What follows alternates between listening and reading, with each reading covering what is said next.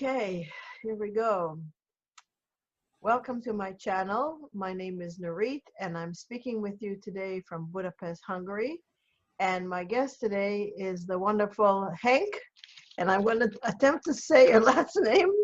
His last name is Verhaeren, right? Yes. And he's speaking with us today from Arnhem, Holland. That's in the Netherlands. So thank you so much for joining me today. It's lovely to see you again. Thank you very much for inviting me. And yeah, I'm not going to say a lot about who Henk is because he's going to do that for us. But I will say that he is a master of destruction. So if that doesn't scare you off and you're still with us, why don't we have Henk explain to us what that means? Yeah, so you better be prepared. Here we go. Yes. So tell us. Why are you called? What does that mean? Why are you called the master of destruction? Yeah, the master of destruction. Maybe we don't have to take it too serious, but it stands for the destruction of everything that is false inside of me and inside of others that I'm trying to dismantle when I work with them or have conversations with them. Because I noticed that the patterns I was myself trapped in because of my education and the culture and everything was not real. So the personality I walked around with was not the real true me. And it took some time to find out who I really was. And that felt like a great relief. So now I'm trying to help other people to find themselves too. So that's it a bit. So how did you come to realize that all that stuff wasn't you? What happened to you that woke you up to the fact that some things need to be destroyed? Yes. Yeah, I felt very miserable. And even I always thought maybe if I have this kind of job or if I was a writer then, I thought that when my book was finished, that I was very happy, that everything was going to change. What's the name of your book before you? Yeah, that's what I wrote when I was 20. What's the name of it? It's called See. It's about a guy struggling, growing up and wanting to escape his narrow-minded village. Ah, okay. And I thought when the book was ready, I would be very happy. And although I had some success with the book, I still was very miserable because I was just sort of acting that I was a writer, and something didn't feel good. It was an ego construction. Yeah. And from that moment on, because it was a sort of a dream come true when the book was finished. And I thought people like writers, and now I'm a respected man. But of course, I didn't have enough self-respect right then. I didn't even know who my real true self was. It was just a sort of an act where I wasn't even conscious of. So from there on, I started all kinds of careers. And no matter if I had much money or had less money or I had a wife or a girlfriend, I never was happy. I was depressed. I took antidepressants. It didn't work. And till one day, I was so tired of everything. I didn't care anymore. And I wanted to, just stop with everything. And then I just lay down. And then the moment I lay down and let everything go, everything sort of relaxed inside of me. And it was a bit scary because it felt like dying. Oh. Yeah, I felt like everything dissolved and I fell into a certain kind of void. And there really was nothing over there. That's how I experienced it. But from there on, it felt like I was connected with the source inside of me with the real me that is connected with everything and the life force of the universe, I think. And from there on, I started to be who I was meant to be. Mm. Not that that is a certain set of rules who I am meant to be, because I just try to am real, and it's not even a trying. Right. There's nothing in the way anymore. No more masks, no more. Yeah. Yeah, that's wonderful. It seems to be the case now where every now and then I hear about people who go through something similar. All of a sudden they're hit with emotions and depression and internal suffering. It's Yes. it's like the universe is trying to wake people up. Yes. And here and there, it's happening to people in spite of themselves. It's not like they necessarily, like in the 70s or the 80s, there was a teacher that came out, people were impressed. Well, that's still happening. But now Yeah.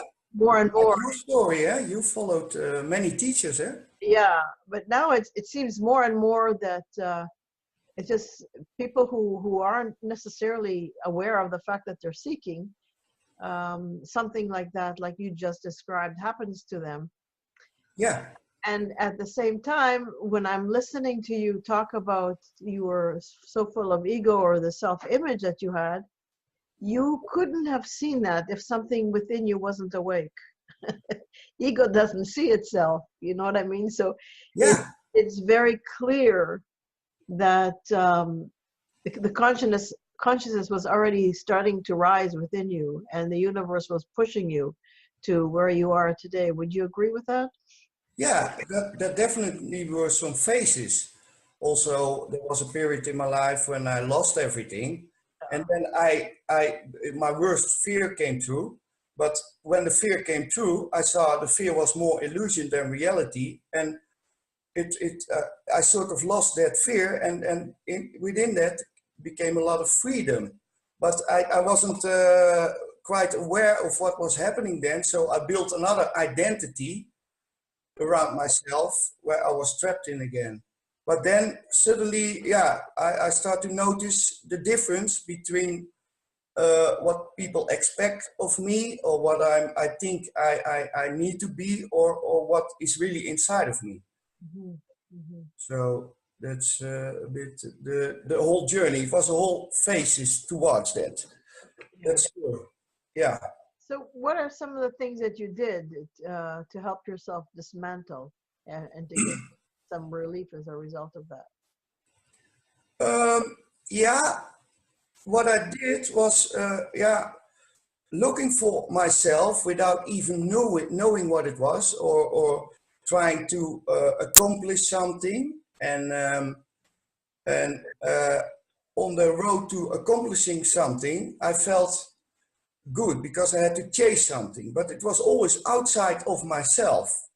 So and that is always just not the real.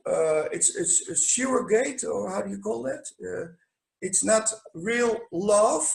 You think you need something to reach, to find happiness, to find rest, to find security.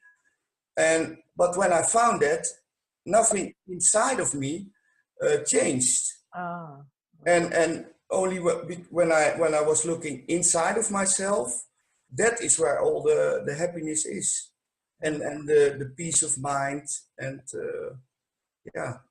yeah. But I didn't even know how to. So I was very disconnected from my feelings, from because I didn't show it when I was afraid of something. I didn't show it when I was sad. I only was playing some role, Mhm. but not being really aware of that. So So what was the shift? What happened that changed that for you? yeah, the total surrender, and really depressed thoughts about I didn't want to live on like that anymore, and I wanted to die, and but also I was afraid to die, and then I was so tired of trying, and that I thought, yeah, I don't care anymore. Just and it was as if I gave myself towards. I laid my fate in the hands of some greater force, and that felt like I was sort of lifted up, and life began to carry me from that moment on. Wow. So yeah, it was some sort of inside drive, and still the mind can sometimes try to think of something to say that this is not good, you have to go that way, and then the fear starts to come again if I listen to that. But I know now the difference between it. Wow. So the mind doesn't trick me anymore. It's more an instrument for me than that my identity is mind-based. So, yeah. That's wonderful. Yeah. Yeah. Yeah. So, what are you teaching people now? What kind of tools or practices or methods do you have if somebody says not depressed necessarily, but want to find what you found? Yeah. How do you go about teaching that? Yeah, I bring them back to their feelings, because sometimes people go to psychiatrists and they only try to solve the problem with the mind, the thing that actually creates the problem. So then I try to, but how do you feel about it? Then I bring them back into the moment, and I try them to find, to comfort them and to feel safe. And then slowly, their contractions start to dissolve, because there's a lot of pushed away feelings they have inside of them, and that costs a lot of energy to maintain it in that state. Sometimes it's repressed anger or repressed, all kind of they kind of emotions they labeled as bad, but by pushing them away, they only make them stronger, I experience, and they get darker. And then it becomes a sort of a shadow side, that when the moment is there, the whole fixed construction they have about themselves falls apart. Mm-hmm. So it's also integrating the shadow sides. So the things we are not so proud of, but that we all have. Some kinds of feelings like lust or fear or anger, and try to work with that, and try to transform that Mm-hmm. by being in attention towards it, and don't label it, and then it slowly evaporates or something, and people feel a lot of freedom. Mm-hmm. But what I experienced, because sometimes it's very hard to explain to people, especially to the woman I have now, but so a couple of days ago, I talked about that we had a conversation. I had a conversation with Nurit Oren, the wife of Gabo Hashani, but I didn't say anymore who I was talking to, because she was spiritually not open towards that. And when I show her something, then she gets irritating, or she says,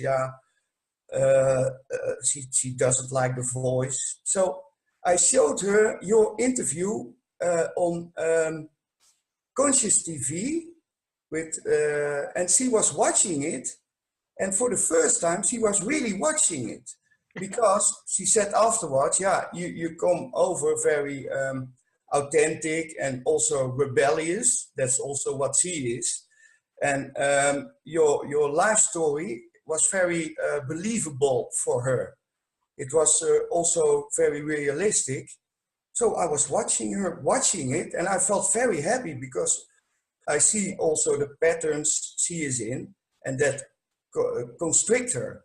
So so, and then I saw her really opening up, because before she watched it, we had a bit of an argument, and after that interview is the meditation with Gabor. He doesn't call it a meditation, and that's exactly what my girlfriend Annette needed to hear, because she hates meditation. I always hated it too. Yeah. And she was listening to it, and I was thinking, what is this? What is happening? And Gabor was guiding her towards her feelings, and suddenly I saw such an enormous change, and since then she's it really worked very hard, very good. So I have to thank you and Gabor for that. Oh, that's wonderful to hear that. Yeah, and I could never explain her it. Yeah. So yeah.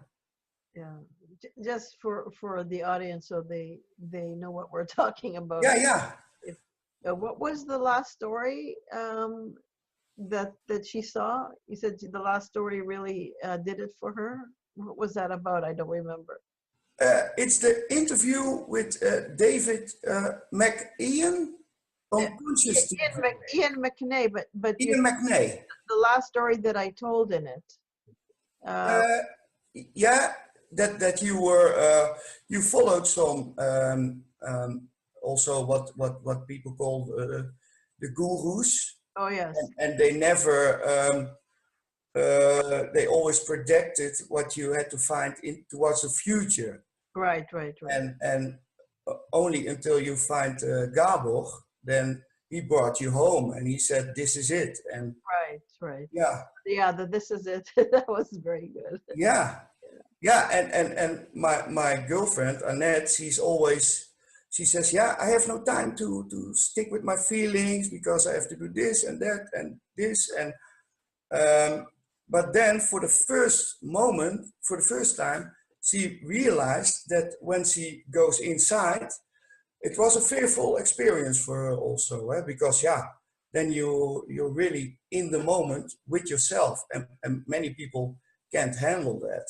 Right. So it was really sort of a rebirth situation. Oh, that is fantastic. Yeah, it's magical how things work sometimes. Yeah, it's wonderful that you mentioned that she was worried because she has so many things to do, and when is she going to do it? And a lot of meditators have that problem. They think that they have to sit for an hour in the morning, an hour in the evening, or whatever, and they don't know. In this day and age, who's got the time to do that? Exactly. And what Gabor talks about in that video, in the Conscious TV interview, is non-meditation that he talks about is not about taking time out of your day. It's not a separate event. It's the background to every event in your life. It's the context to everything that you do in your life. So you don't have to carve out a now for yourself. And so okay, now I'm going to be in the now, and whether it's half an hour or an hour, and then afterwards I stop that and I go about my deluded mundane life. It's something that he talks about. He calls it reproportioning, if you remember, reproportioning the attention. Yes, reproportioning the attention. Yeah, inside, but also something outside. That's right. And he's often called an open eyes meditation. That's the only time he uses the word meditation. And that's when you go inside, but your eyes are open and you're very much aware of the outside, anything that's happening on the outside, but there's a part of you that remains inside. So you're not allowing your attention to follow the thought stream to the point of completely leaving home. Yes. You're not leaving home. Yes. Exactly. Yeah. Yeah.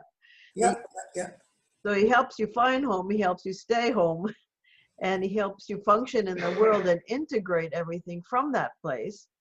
We call it home, or an elevated platform of living, and from that place, you live your life. So there is no separate event, a called meditation. So I'm so glad she liked it. That's really wonderful. Yeah, yeah, and I tried for many times. I tried to show her teachers or stuff. I also have tried to show something of you and Gabo before, but then she wasn't ready, and she already forget that I was trying to show it to her. But sometimes there is just the moment that people are ready, Yeah. and then they finally can get a piece of rest, and then it can happen, the shift, and it's such a relief. It's such a homecoming. But what the problem is that people are afraid to love themselves because there's a lot of guilt and shame built upon that. And so now she thinks sometimes, yeah, but I don't deserve it, and I think that things are going wrong now, and everything is going perfect on every level. So I try to tell her, yeah, it's your mind that creates problems. Go to your feeling, just relax, and that. Yeah. So, but before you know it, she can create another identity and disconnect from the feelings of the heart, of the self. But it's difficult to teach people to love themselves and to embrace, the inner child or the things they think they are not allowed. She's also a mother, and many mothers they just sacrifice themselves towards their children, towards their husband, and in fact nobody really appreciates it anymore because they take it for granted. Yeah. They're so used to that, and if they don't care for someone else, they have to look towards themselves, but they don't know how to take care for themselves anymore. So yeah, and I think it's a process to help them back towards that. But the thing is that in their life, that's sometimes people I work with, that things are changing. So they realize that they can't do the job anymore that they did so long and where they were very unhappy, or in the relationship that there is no connection. Also because of they never showed themselves, they only showed themselves in the way they thought the partner wanted to see them.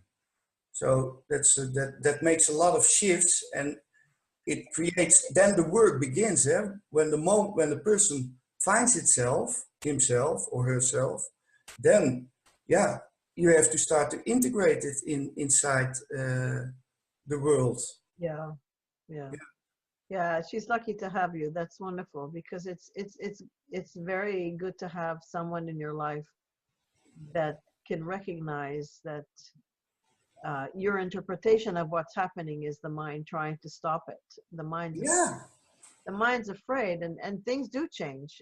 When I met Gabor, when I had my shift, I lost my job. I lost pretty much every one of my friends, you know. Yeah. And so it happens, and it can be scary. But if you have someone who helps you identify what's really happening, Yes. you know. Yeah, that's wonderful. And it goes so fast in a relationship also because you can mirror each other. And of course, for me, it's not much to mirror because I don't have any bad points anymore. No, just kidding. You're you're pretending to be one of those Indian gurus that have achieved perfection. Yeah. But I don't get away with it. With her. No. I no longer fart. I know. I no longer. I'm always forgiving. I'm compassionate. You know, all those. Yeah. Those misconception about what enlightenment should look like. Yes. Yeah, and they can make a lot of abuse of their pupils because they want to serve them, and they don't bring them back towards themselves. They're so-called students, and that's really sad thing. But maybe it's just what they need in that moment also. So I never say this is a bad guru or you shouldn't go towards that one. Or Yeah. Yeah. Yeah, it depends. In my experience, I can't speak for anyone else, but in my experience, it was helpful in being with the other gurus, the not so true gurus. It was helpful in the sense that I had to deplete my spiritual drive, because you can't attain it if you're going this way with a spiritual ego. It's not going to happen. It's more of what you described, of the surrender to whatever it is that you're going through. So my spiritual ego was so strong, and such a drive I had, that I needed to deplete that through going through all these other teachings. That's Yeah. that's the one side of it. On the flip side of that, because I've been for so long with other teachers, I've accumulated a lot of false concepts. And a lot of teachings out there today are mind-based, and they have Yeah. spiritual concept of that you have to modify your behavior. You have to deserve it. This is what your friend is going through. You have to deserve it. You don't feel worthy. You can Yeah. only achieve it in the future if you do that, if you become like that. Yeah. A lot of those things become ingrained in seekers, and after a while it's hard. Plus the mind learns whatever you learn, uh, and so it creates spiritual templates, and you start to believe them. Yes. They are the hardest to work with. That is the people with the spiritual ego. Exactly. Yeah. Exactly. Yeah. Yeah. So I'm saying for myself, since I met Gabor, I've had a lot to work on. Yeah. Work, but it's a lot Yeah. of help I needed in seeing that too is the mind. Yes, that too is the mind. That too, that concept is also the mind. That is also the mind. Because really, Yeah. everything has to go. That didn't feel so good, eh? And it Well, fell away. that's why I like your titles, the master of Oh destruction. yeah. Yeah. Yeah. Yeah. Yeah. Yeah. Gabor in Hungary is called master of silence, but I think sometimes he's also the master of destruction. Yeah. Yeah. Yeah. Yeah. Certainly. Yeah. Yeah. Because people have a hard time to give up their patterns, even if it's very destructive or bad for them. Exactly. It's always easier to stay in the same prison they created than step outside and try to find the new free open world. Yeah. So yeah. We we want to find freedom, but we don't want to give up our comfort zone. It somehow Yeah. doesn't work. If they really see freedom, they run really fast back into their prison because or into their cave because it's so much and so much options and so much possibilities. So Yeah, exactly. yeah, yeah, yeah, yeah. So Henk, you wrote another book, after, right? You Yeah, yeah. I wrote several books. Can you show us or tell us what they're called? Yeah, the last one is called Global Awakening, the Master of Destruction. And Global Global Awakening. yes, Okay. and I wrote it in English so I can reach more people with it. Yeah. And it tells also a bit about my life that, yeah, I never was the kind of guy that would think or also deserve to become sort of awakened. But yeah, it can happen to anyone, and anyone deserves it. Or it's not even a matter of deserving, I think. So I hope this book helps them to find themselves also a bit with the help of my own story. So Yeah. yeah, yeah, yeah, Yeah. That's good, because there's a lot of people who are experiencing what you went through, and yeah, there's a lot of spiritually exhausted people like I was, so people can relate to our stories, and that's yeah. yeah. Yeah, there's also a lot of people that don't know what is happening to them, and they feel a certain moment of insight or relief also because of the use of stuff like ayahuasca and psychoactive stuff.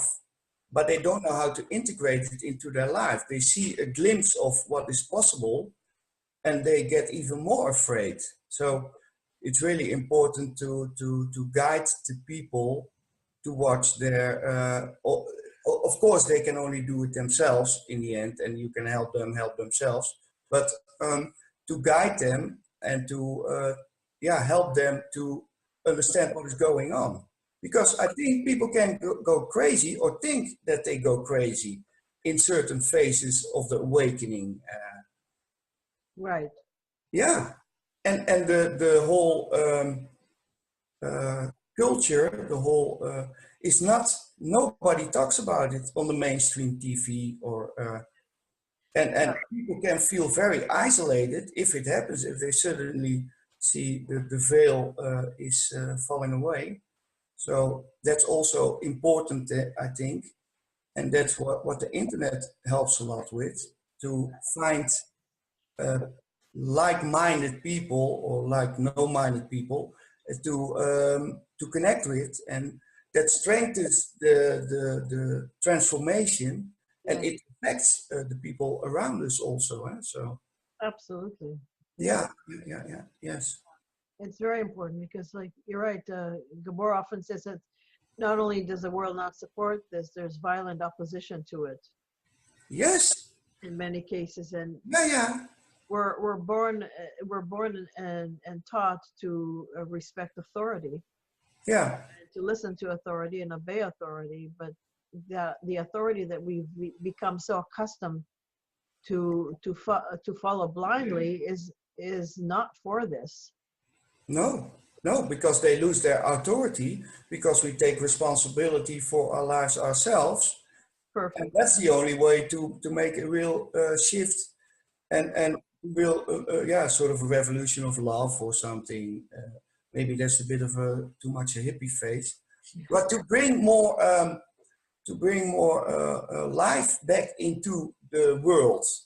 Yeah. And the realization that life is really a great thing, and we don't destroy it. So we don't the way it is now is not perfect. It is okay, but it always can go better. Yeah. I think so, and I think that's also what I wrote in the book, that it is the next phase in human evolution, I think. So I think if people live like that, then things are going to, people are getting more happy and following their dreams and their talents. But also, that also has to come from inside. So we cannot put that on that, you have to do this or that, or because then it's the same thing. And it still is from an authoritarian place. Yes, exactly. Yeah. So what's coming up for you, Henk? I understand that in this year you're going to have a workshop coming up or something. Yeah, this summer I'm going to have a workshop, and because I'm also I found out with the awakening, the masculine and the feminine inside of me was found more balanced, so I could show my feelings, my weaknesses, and everything.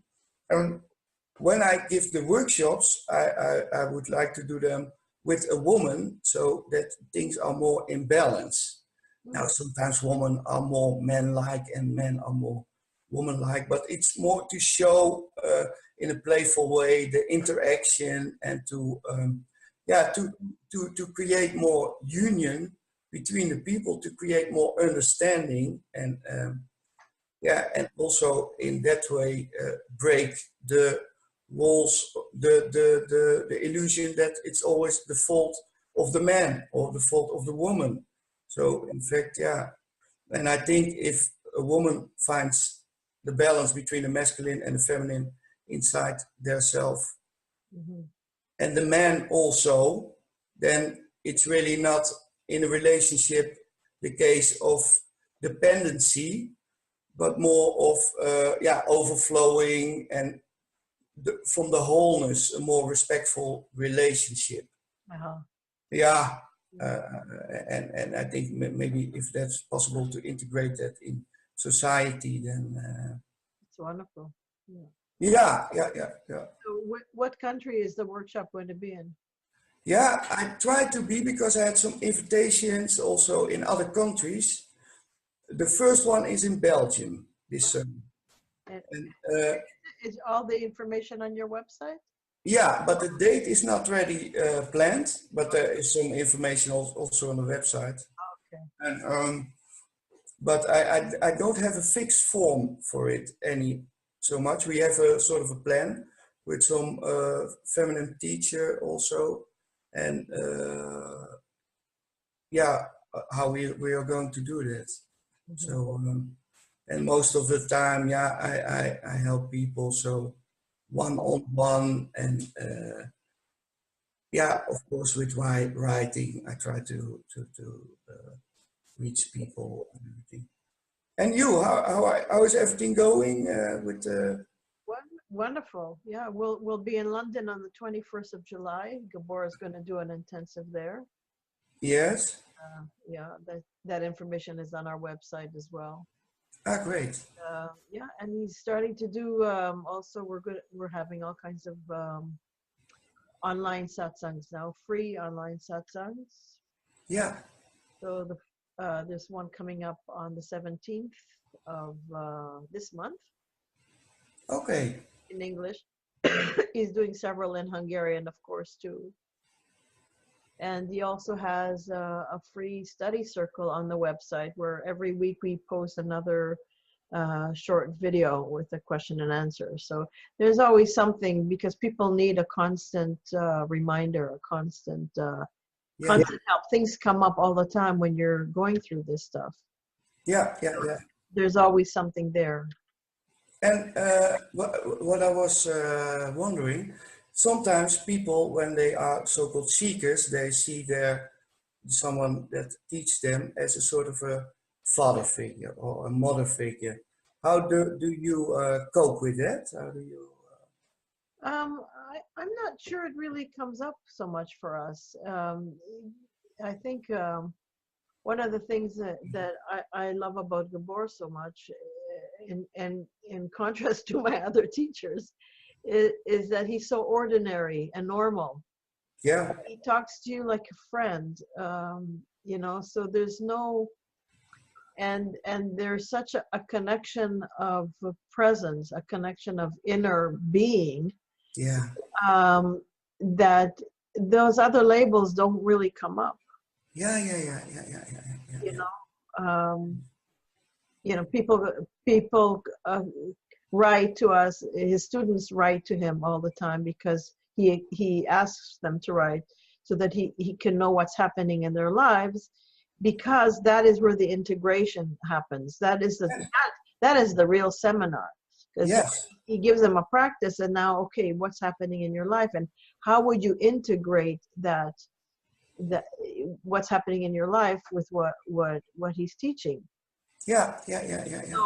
So sometimes he'll make a video for them in response, but so his answers are always from presence and always lead back home. Yeah. No matter what somebody is going through in their life, there's no room really. It doesn't for a new identity to come in as a father figure or a mother figure or whatever.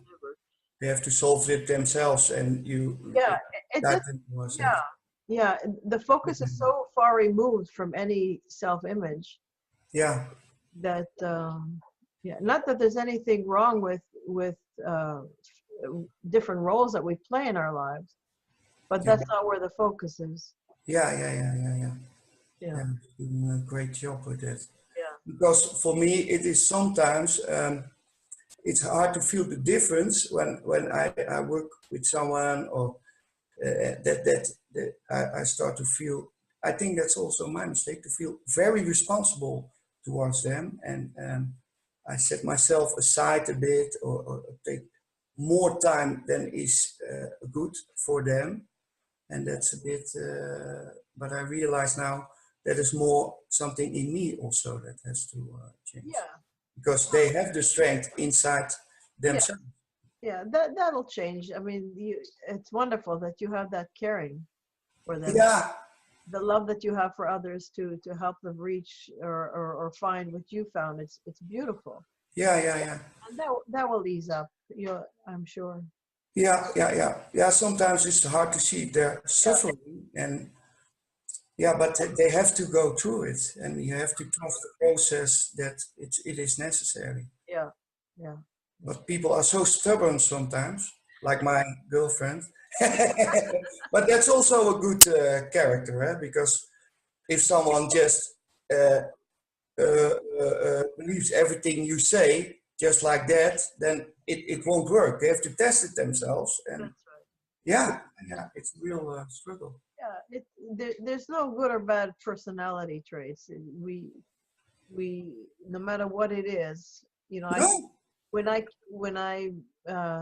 started being with Gabor, I started to see things in myself that I really hated, and I wanted to change my personality. And he kept saying, "Don't change your personality, no, just be."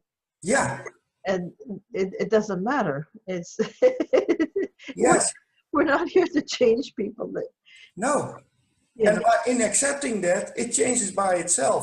That's the paradoxical nice thing. That it's an inner shift. It's not yes, a personality or a behavior shift.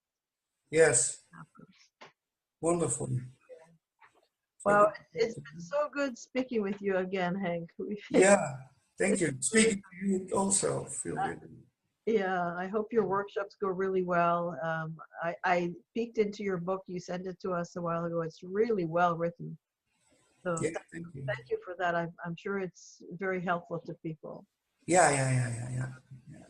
That's nice. So thank you so much. And Gabo's book is also going well, eh? A lot of Yeah. His book, Functional Silence. Yeah, it's going very well. yeah. Because, like you say, a lot of people are exhausted spiritually.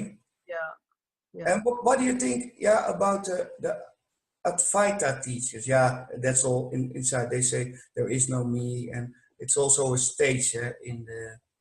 Like I said, there's a lot of spiritual bullshit concepts. Yeah. Yeah.